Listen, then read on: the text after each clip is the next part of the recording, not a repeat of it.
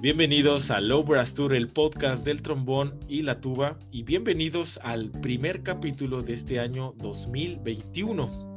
En el capítulo de hoy tendremos a uno de los trombonistas españoles y casi mexicanos más referentes en nuestra escena musical, a nada más y a nada menos que al maestrísimo Juan Pardo Gil de Alcañiz, España.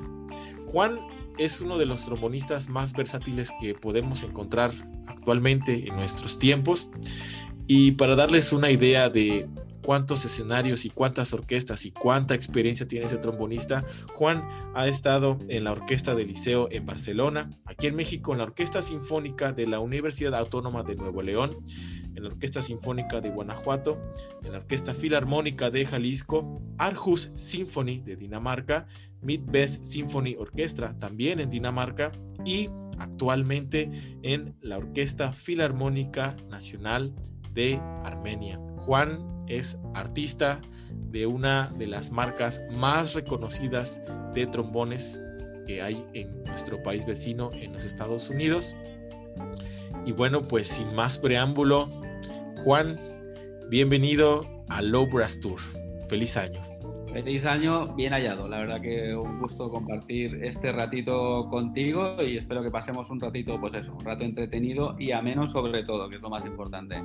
Pues muchas gracias, Juan, por estar aquí grabando este capítulo para todas las personas que nos escuchan en muchos lugares de habla hispana, principalmente en México, en Latinoamérica, por supuesto en España. Y sin más preámbulo, vamos a comenzar a hablar de Juan Pardo Gil y su trombón. La primera pregunta que te quiero hacer es: ¿qué detona la decisión para que el joven Juan Pardo sea músico y sea trombonista? Pues bueno, varias cosas que, pues bueno, que digamos que se conjuntaron, ¿no? Digamos que fueron alineación de estrellas. Pues de momento fue un instrumento que se me dio fácil en un principio, o sea, le encontré como un amor rápido, pero yo creo que uno de los recuerdos que tengo así más marcados en mi vida fue estando en Alcañiz, en mi pueblo natal. Vino a tocar la orquesta de Cadaqués, que era una orquesta, bueno, todavía creo que existe, pero ya casi no hace muchas cosas, pero una orquesta referente a la parte norte de España, en la parte de Cataluña, que era como una orquesta que traían a los mejores músicos del país y demás, y hicieron muy buenas cosas, y vinieron a tocar un Requiem de Mozart. Y escuchando ese concierto fue cuando me di cuenta que, aparte de ser trombonista, quería ser músico de orquesta. Me pareció tan increíble lo que pasó en ese momento. Tengo ese recuerdo que fue como wow, lo quiero hacer. Luego, casualmente, el que era solista en ese momento era el solista de la Orquesta Ciudad de Barcelona, Ricardo Casero, y pues bueno, estudié con él también y me une una grandísima amistad con él. Entonces, digamos que la cuadratura del círculo, ¿no? Llegué a conocerlo por él. Soy trombonista de orquesta y ahora, pues eso, llegué a estudiar con él y tengo una grandísima amistad con él. Yo creo que a muchos trombonistas nos ha pasado eso. A mí, en lo personal, igual me tuvo una situación similar a la tuya. Eso será tema de otro día. Pero ¿qué camino tomaste? O sea, ok, llega la orquesta, Alcañiz, escuchas el Requiem, buscas al trombón solista de la orquesta, pero ¿te fue fácil moverte?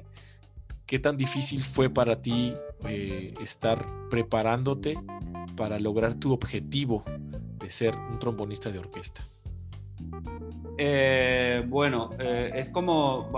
muy amplia la pregunta y digamos que hay muchos aspectos, pero yo creo que una de las cosas que la verdad es que al principio no fue nada fácil es porque yo vengo de una región de Aragón que es maravillosa, la gente es increíble, tenemos un auditorio que probablemente es de los mejores de Europa y es el mejor de España, pero no tenemos orquesta sinfónica profesional.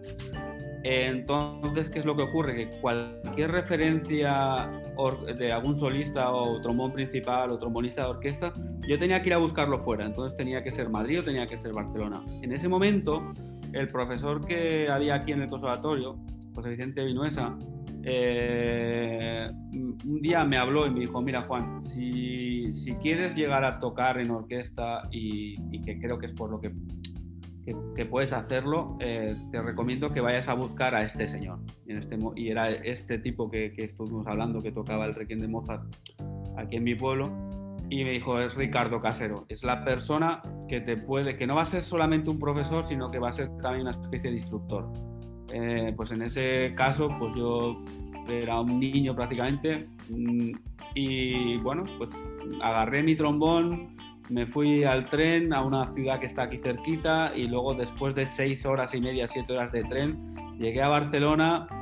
La primera vez que estaba en Barcelona yo solo, recuerdo la estación de tren, tenía que coger otro cercanías porque este señor vivía en un pueblecito que se llama Cardedeu. Entonces agárrate el cercanías, ves allí, y ahí con una cara de no saber muy bien qué era lo que pasaba, pues ahí empecé a conocer, a interesarme. Luego algunas clases las dimos en el Auditorio de Barcelona, y de repente pues fue la primera vez que tuve el contacto de una orquesta profesional de verdad. Me acuerdo que me esperaba cuando él terminaba los ensayos para dar las clases, que lo estaban construyendo, lo que es el Auditorio ahora de Barcelona, lo están construyendo entonces digamos que fue esa parte emocional y pasional, ¿no? que me llamó para eso. Luego, por supuesto que es un camino largo, creo que nunca se acaba. O sea, yo nunca me aburro de aprender o de tratar mejorar y de buscar cosas y de seguir trabajando. Y sobre todo yo creo que, bueno, pues como todo el mundo tenemos nuestros altibajos y nuestras dudas emocionales, que es lo más normal del mundo, pero finalmente yo creo que la razón siempre predomina ante todo, ¿no? Y cuando le pones pasión, pues es adelante. Yo creo que el secreto o lo que a mí más me marcó es llegar a un momento a disfrutar del camino, a disfrutar del proceso. O sea, si yo ahora echo la vista atrás, no me acuerdo de las frustraciones en el aula de estudiar el David o de estudiar el Guillermo Tell o lo que sea, ¿no? Es la gente que he llegado a conocer a raíz de hacer esto, ¿no? Que es tan bonito. Pues mira, gente como tú o pues, otros compañeros que he llegado a conocer por el camino y que ahora son amigos y que los considero pues muchos pues como hermanos. Entonces yo creo que esa es la historia, ¿no? O sea, no es poner siempre un punto fijo adelante, sino también mirar hacia detrás y ver todo lo que has hecho, ¿no? Y muchas veces nos ponemos puntos en plan de que quiero ser esto, quiero hacer esto otro, y nos perdemos el vivir el momento del día a día. Y yo creo que, respondiendo a tu pregunta, es difícil, pero si lo disfrutas y tienes la suerte de conocer a la gente que yo tuve la suerte de conocer, se hace mucho más cómodo. Creo que cada una de las personas que estén escuchando se van a identificar contigo porque pues todos salimos, la mayor parte, de pueblos, muy pocas a veces personas están en la misma capital.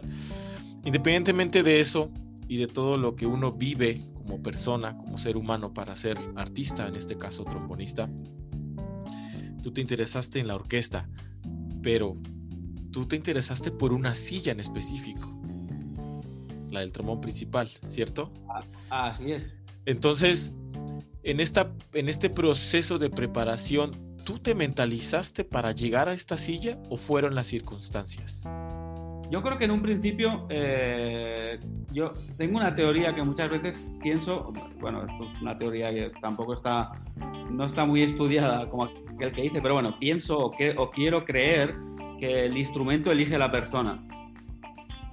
Entonces, para mí, una persona que es introvertida nunca va a poder ser trompeta solista de una orquesta. Podrá tocar muy bien la trompeta. Y entonces, a lo largo de mi experiencia, hay determinados caracteres con los instrumentos y en específico con las sillas que se repiten. Entonces, o sea, todos tenemos, si tú piensas en el trompeta principal de cualquier orquesta del mundo, ponle cara y más o menos todos tenemos más o menos un tipo de persona o de personalidad, ¿sabes? Incluso pues para trombón bajo, para tubistas, o sea, de repente esos patrones se repiten. No sé si es casualidad, pero yo creo que según qué tipo de carácter tienes, eres más válido o menos válido para eso. Que eso no quiere decir que luego tú no lo puedas trabajar, ¿no? y llegar a conseguirlo, por supuesto. Pero si tu carácter, digamos, que es propicio para ese tipo de trabajo, no estoy hablando solo de trombón, estoy hablando de cualquier tipo de trabajo, desde político a policía, a lo que quieras. O sea, necesitas tener una personalidad. Todos tenemos el médico paciente que te explica las cosas. Es que si no lo eres y estás tratando todos los días con muchas personas, es muy difícil, ¿no? Y tienes que comunicar malas noticias, entonces tienes que saber hacer eso, ¿no? Tener ese tipo de psicología. Y en las orquestas pasa lo mismo, cada silla necesita una personalidad. El trombón bajo tiene que ser un tío sólido, pero no tiene que querer brillar más que nadie, porque te puede arruinar la orquesta, por ejemplo. Y el trompeta principal, por ejemplo, la silla del trompeta principal, digamos que tienes que tener un carácter en el que tú no tengas miedo a llamar la atención. Tienes que ser un gallito, tienes que ser un gallo. Y es así, o sea, y si no lo eres, puedes tocar muy bien, pero luego es como, es que le falta algo que no tiene, y simplemente muchas veces es el carácter, que también se puede trabajar. Finalmente, yo pienso que una de las cosas que deberíamos de trabajar muchas veces los músicos es dramatización, o sea, aprender a actuar también, a generar roles, no solamente con el instrumento, sino... Y eso yo creo, entonces yo creo que por mi forma de ser, pues desde que empecé en orquestas jóvenes, pues digamos que era el lugar donde yo me sentía más cómodo. Por mi forma de ser, pues suelo tener mano con la gente, puedo pedir las cosas sin llegar a ofender, y por otro lado tengo el carácter para poder tocar y no tener miedo, o no tener miedo a fallar, o miedo a equivocarme, o miedo a hacerlo. Entonces, pues bueno, se dieron esas conjunciones, y bueno, y yo creo que es un poco eso, ¿no?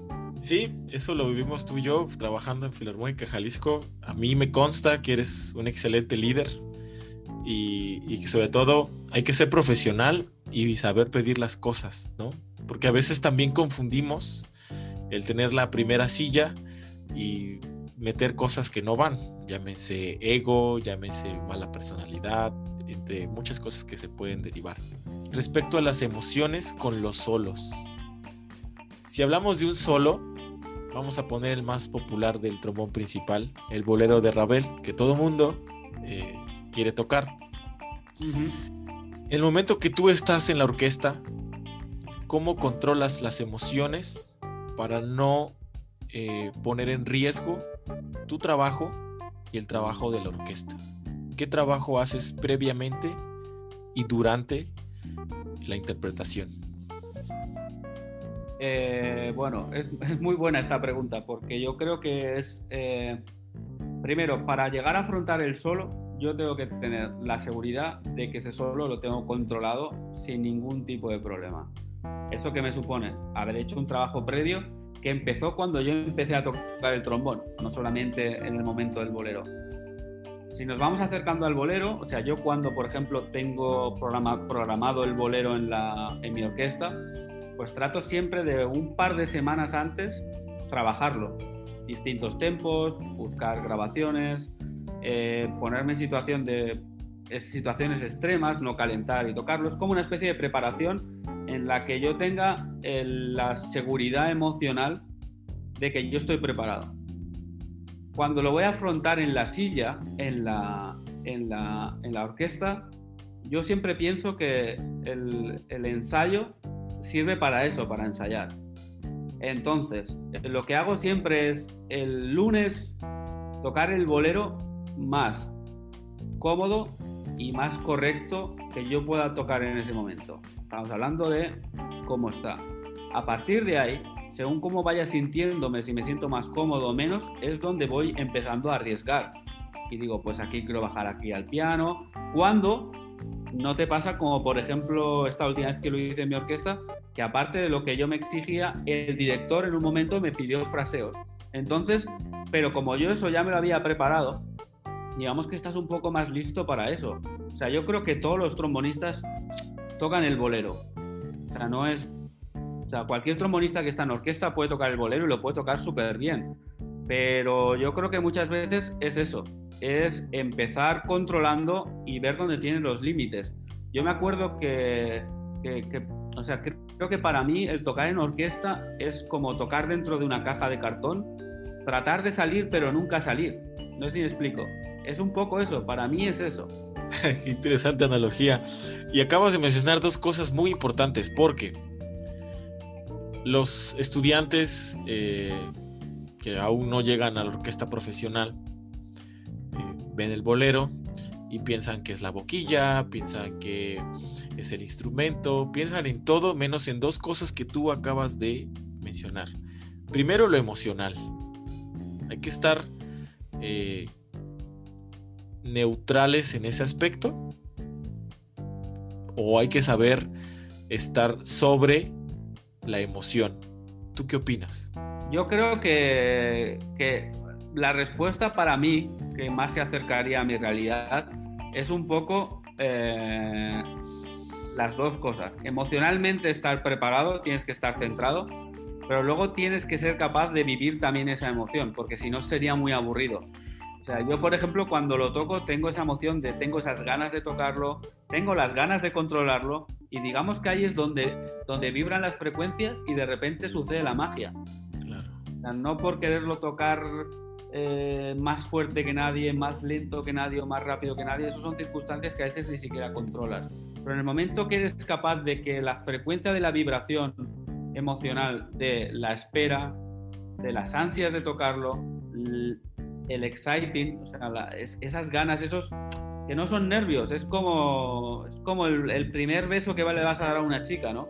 Que sabes que va a llegar, pero tienes dudas de sabré besar bien, no sabré besar bien, y de repente dejas que pase y sucede la magia. Así es, pues el trombón es un beso.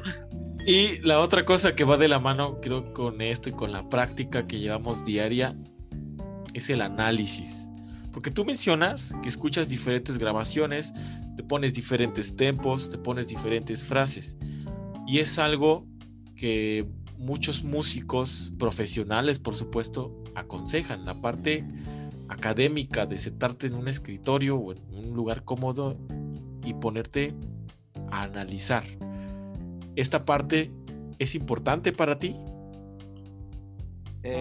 Por supuesto, o sea, eso es que para mí está hecho. O sea, yo, por ejemplo, no solamente el análisis formal y armónico que todo el mundo debería de tener claro, también histórico. Hay que saber por qué se hizo el bolero y cuándo se hizo el bolero y por qué se llamó bolero y no se llamó de otra manera. Hay una historia detrás y tenemos la suerte que es un repertorio en el que se ha escrito mucho. Los mismos compositores escribieron mucho, y va a ser un tono más alto, por ejemplo, y porque estaba dedicado para un trombonista de jazz un americano que estaba en París, que tocaba, y a Ravel le dijo, pues te estás pasando un poco. Y, o sea, hay como varios mitos y leyendas, incluso las grabaciones que pedía Ravel dirigiendo Ravel.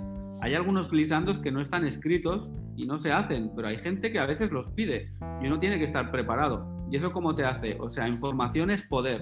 Y hoy en día no hay excusa porque todo está, todo lo tenemos al alcance de una tecla. Y entonces yo siempre, por ejemplo, a mis alumnos, siempre les pido que cuando van a tocar un concierto o un extracto o lo que sea, muchas veces, hay veces que no, pero hay veces les digo, háblame del extracto o háblame del concierto, háblame del compositor, háblame de la época. Son pistas que nos hacen ser más sólidos. Repetir, cualquiera puede repetir, pero para mí repiten los papagayos, pero no hay nadie a bordo.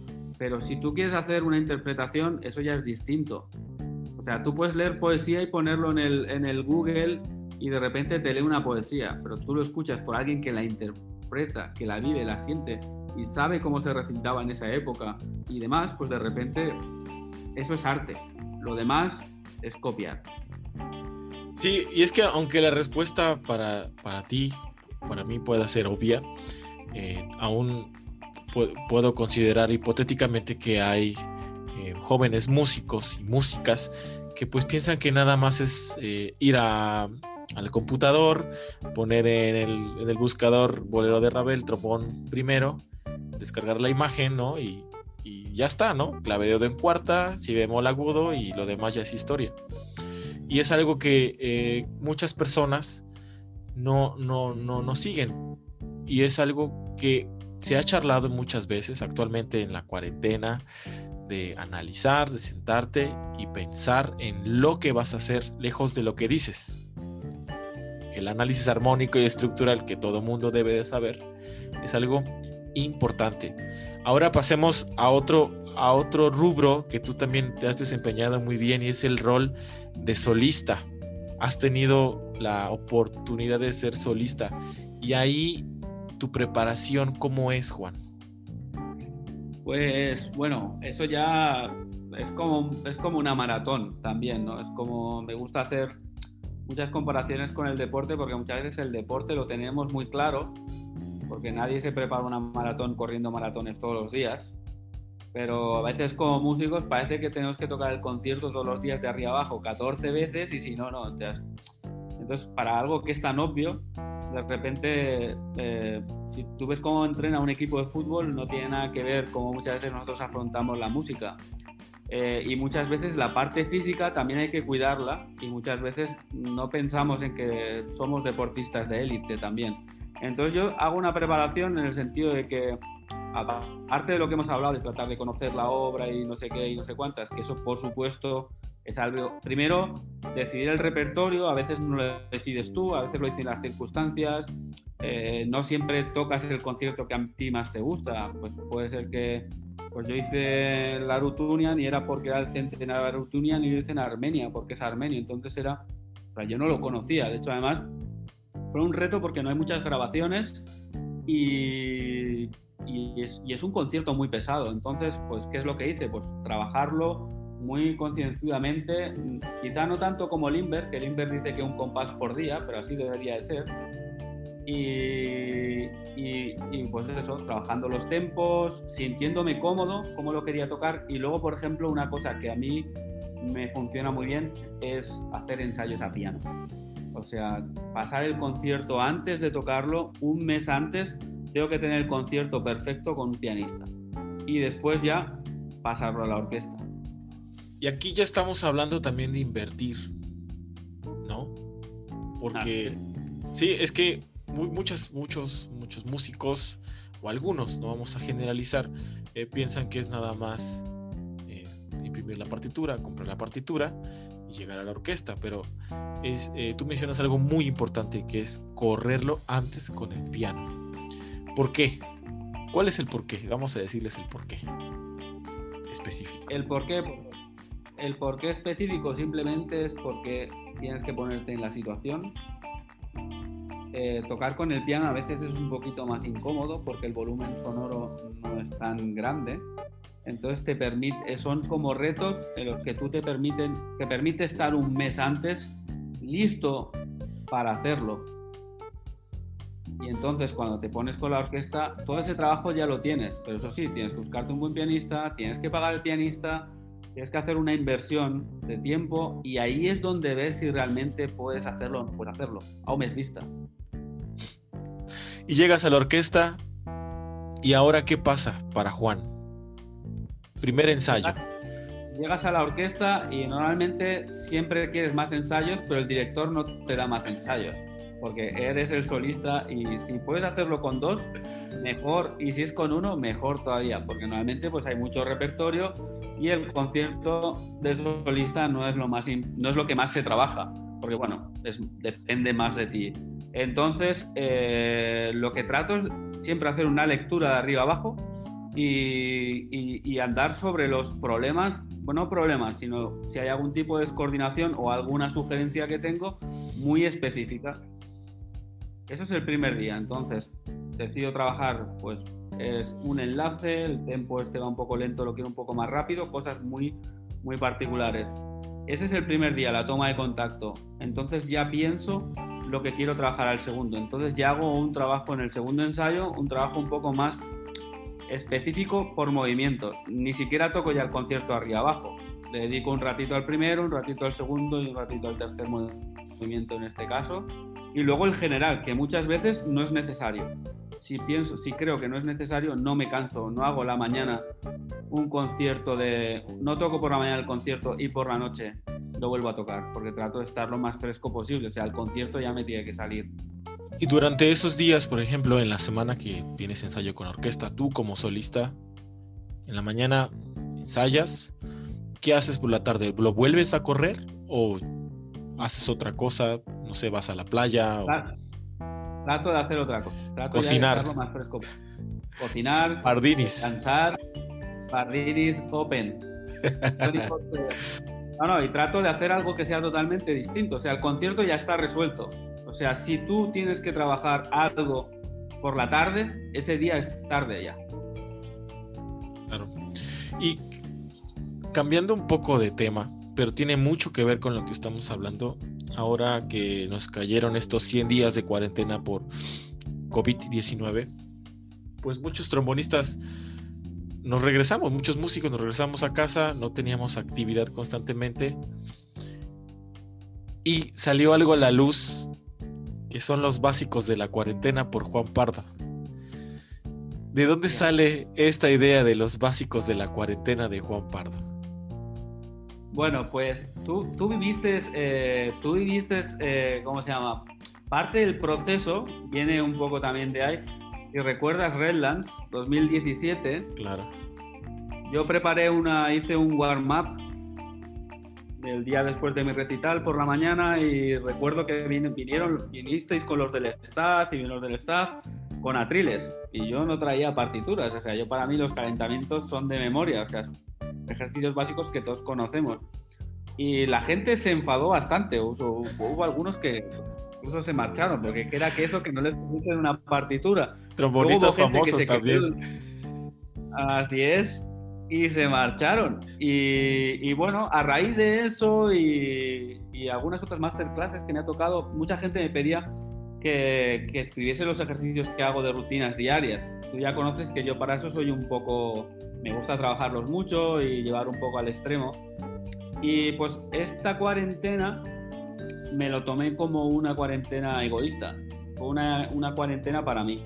Una cuarentena para sacar adelante proyectos hacia afuera y proyectos hacia adentro. Fue una cuarentena en la que necesitaba un tiempo de parar porque normalmente no tenemos tiempo para sentarnos y seguir trabajando hacia adentro.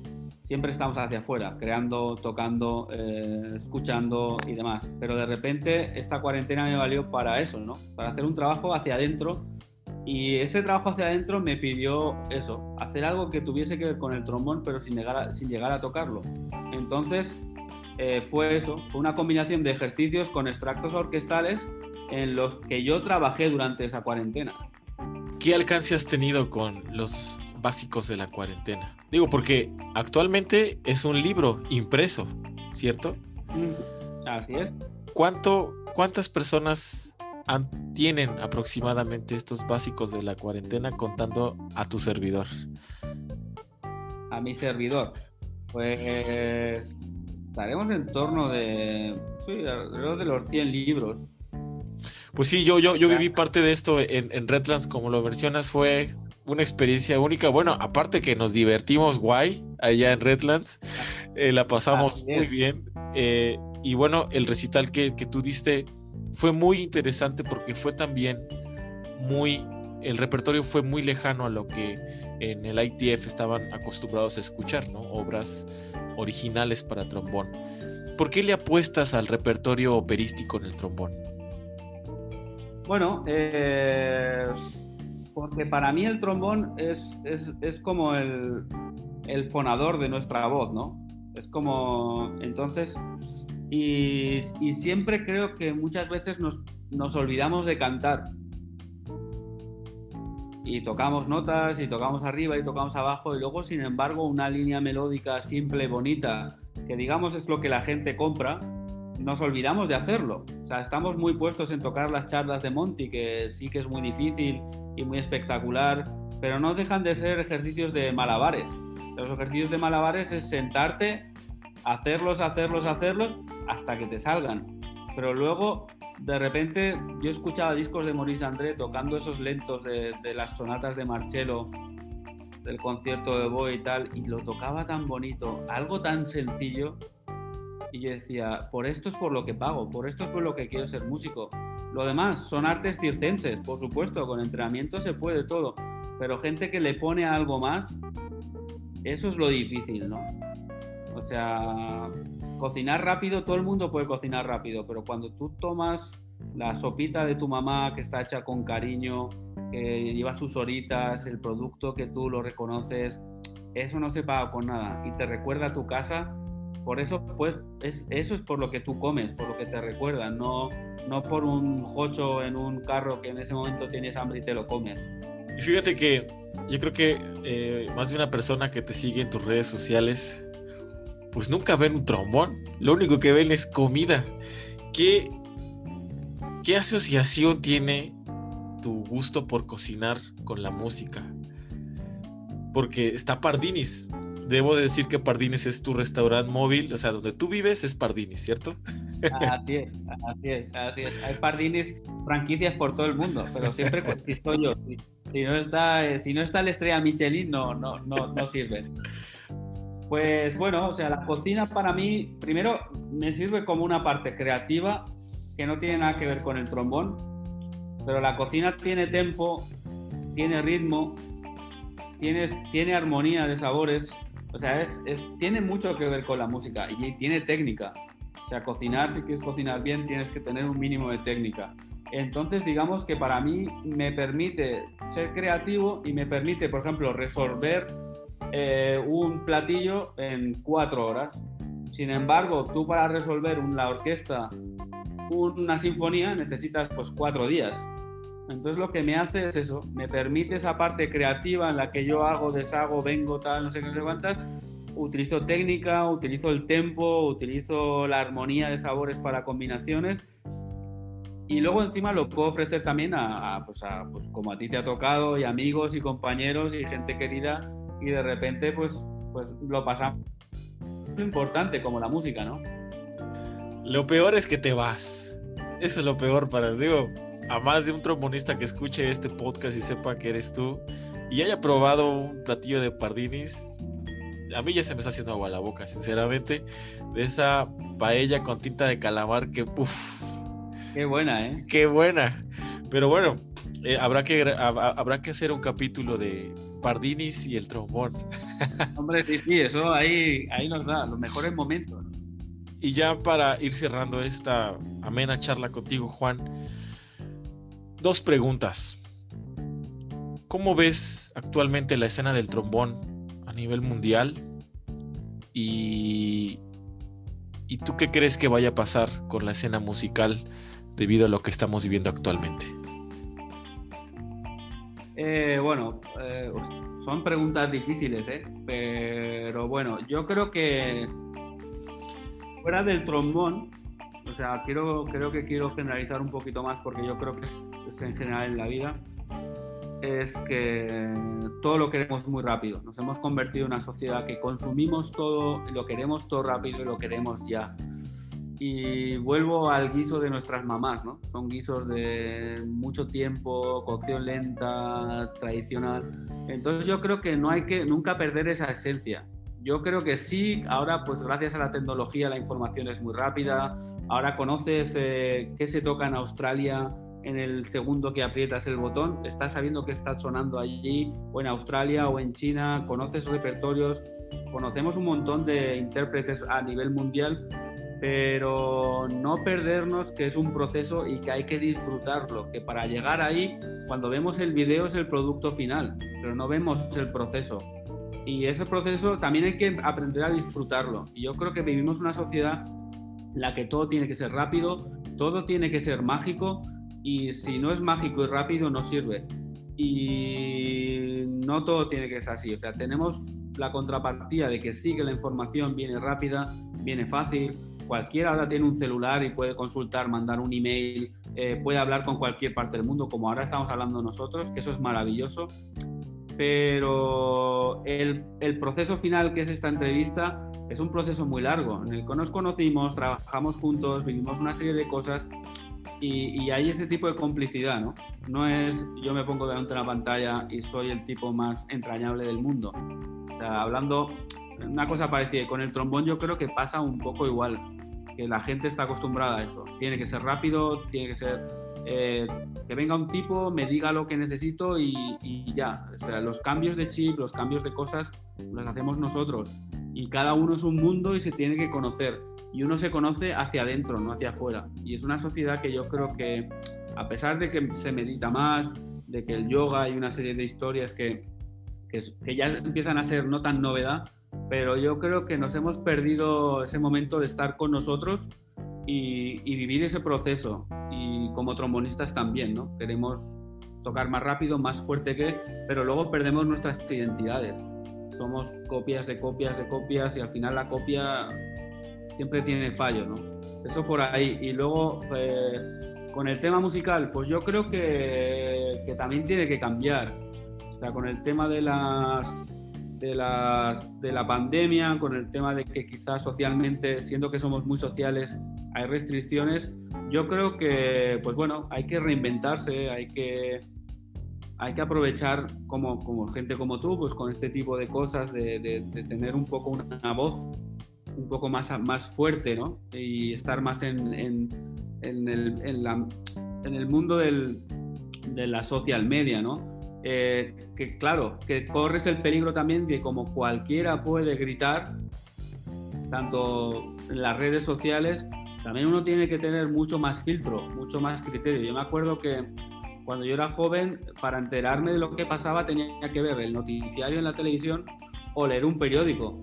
Pero ahora estamos continuamente con información, con no sé qué, y sobre todo hace falta más criterio. Creo que hace falta educar a la gente para que tenga criterio. Y cuando tenga criterio, que pueda elegir. Y luego, pues el tema de la música clásica o las orquestas o las agrupaciones, trabajar, nunca perder esa calidad del directo y tratar de pasarlo a las redes sociales, pero siempre buscando cierta calidad. O sea, no vale de que yo me pongo y ¿cómo se llama? Y canso a la gente de contar, de hacer como bitácoras de vida, ¿no? O sea, que haya un poco más de criterio y un poco más de... Yo me acuerdo que mi profesor de Madrid decía que con esta cuarentena pues todo el mundo ha subido videos y no sé qué y no sé cuántas, y él dice, a más de uno habría que regalarle un afinador y un metrónomo. O sea, algo tan básico como eso, y a él le sorprendía que no, o sea, pero estoy hablando de todas las partes del mundo, no solamente específica en México o en España, no, en general, ¿no? Es en que ahora mismo cualquiera puede hablar y lo puede poner, cualquiera puede tocar y lo puede subir, pero a veces el autocriterio, el mirarse un poquito más hacia adentro. Yo me acuerdo que pues, hablamos de hacer algo también con José León, hubo unos cuantos de propuestas, y decidí no hacer nada, pero porque era el momento para mí para pensar y madurar todo este tipo de información que venía. O te subías a la ola, que también es muy, muy, muy loable, y hay cosas muy buenas, porque por ejemplo recuerdo que José León subió un video con el dúo con la chiquita esta de Trombonology, algo así, y está genial, o sea, divertido, original, bien tocado. O sea, claro, esos son los estándares que a mí me gustaría ver cada vez que yo abro el Facebook, y eso es lo que se tendría que fijar la gente, no en que mi vecino de al lado está aprendiendo a tocar el trombón, que me parece muy bien, pero hay otras cosas para eso, ¿no? Sí, estamos y bueno, respecto con las redes sociales, buscamos más el ego, ¿no? que la calidad, y en este caso pues sí es muy peligroso. Me trae a la mente el dicho mexicano: en el país de ciegos hasta el tuerto es rey, ¿no?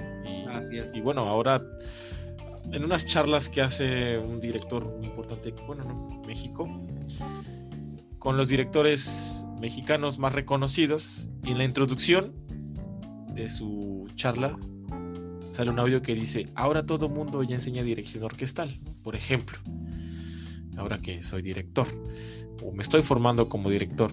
Pero comparto mucho contigo esta opinión.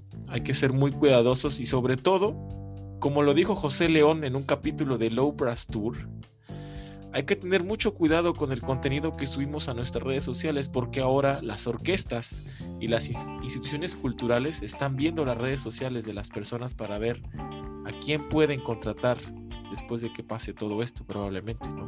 ¿Tú qué opinas?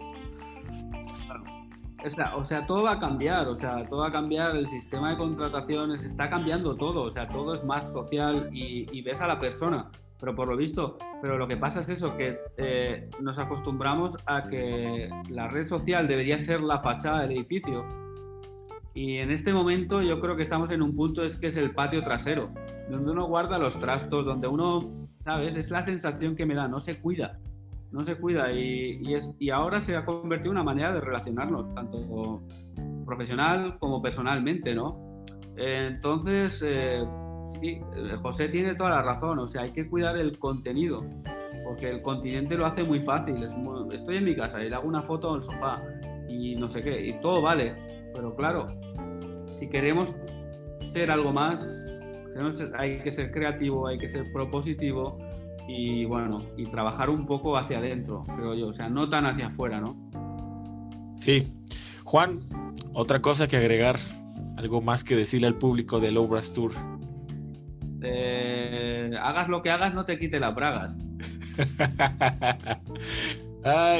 Esos chistes son los que extrañamos. Yo creo que Jaime, espero que esté escuchando esto, y Joel, ¿no? Allá en Redlands. Qué bueno. Pero bueno, ya está en la mesa, ya se dijo lo que se tuvo que decir. En México decimos ya lo caído, caído. Y esto fue el Low Brass Tour. Juan Pardo estuvo hoy en la casa. Máximo respeto para ti, Juan. Te mando un abrazo y te deseo mucho éxito en ese 2021 y que se haga más música con tu trombón y que te podamos ver seguir triunfando. Así es, ¿no? Muchas gracias. La verdad que todo un lujo. Ya sabes que estamos para eso y, en fin, espero que haya sido ameno, divertido. Espero que no tengas que cortar muchas cosas. Está muy pesado. Pero bueno, es pues, de lo que se trata. Compartir, pasarlo bien y disfrutar del camino. Yo creo que es algo que nos perdemos y yo creo que yo siempre digo lo mismo, que el día que me muera no me gustaría mirar atrás y darme pena de las cosas que no hice, porque mi mente estaba en otras historias, ¿no? Es disfrutar más de nosotros, de la gente que tenemos cerca, de la gente que nos quiere y que nos valora, y lo demás, si tiene que venir, vendrá, y sobre todo con trabajo y dedicación todo se puede. Así es. Pues mejor dicho, no pudo haber estado dicho. Esto fue el Low Brass Tour.